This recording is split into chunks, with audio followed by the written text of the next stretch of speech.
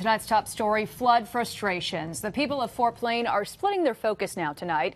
Not only are they still picking up the pieces after last week's flash floods, but they also are now still keeping an eye on the sky as the threat of even more rain lingers over them. And on top of all that stress, old issues are starting to resurface, and a state agency is taking some heat over all this. Chris Gloninger is live in Fort Plain now with more on tonight's top story. Good evening, Chris. Good evening, Dory. They had flooding here about 6 years ago, 2006. They had flooding in this area after the creek overflowed its banks.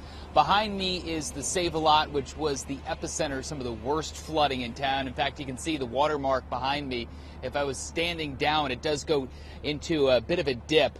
The water would have been up to my shoulders, causing a lot of damage to that and the Family Dollar store. And residents here are starting the cleanup process, but obviously the evacuations last night were quite a setback. The backyard was running about 5 feet of water. In my garage, my van was in there. That's flooded up to the dash. My wife's car is up against a tree. Stephen Grimm will rebuild, but he isn't so sure about his neighbors. They're not staying. I'm not sure about, I think all these other two, I think that was a rental. I think these people are leaving. They were fixing it up. They just put money into the house over the last, month. Jeff Jones helped Grimm begin the cleanup process. I grew up here. I'm from Kansas area, but I live down towards Utica now.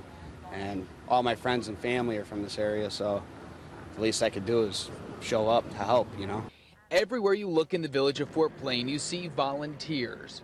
Thank God for all the volunteers. They really worked. It is overwhelming. Overwhelming? But could it have been prevented? Over the years, unfortunately, the DEC prevents the county and the town and the villages from cleaning the thing back. The village confirmed to me that they did do work on the creek without a permit, and yes, they were fined for it. They were in there, and the DEC fined the county, I think, $3,000 for having a piece of equipment in the creek. A short time ago, I did receive word back from the DEC, and I apologize for reading this, but this is new to me as well. They said that the village did violate the permit conditions, which clearly outlined, I guess, all of the regulations and guidelines that they had spelled out, which would mean that the heavy equipment was not allowed inside the water. So, yes, they were fined $1,000 back in January 2011.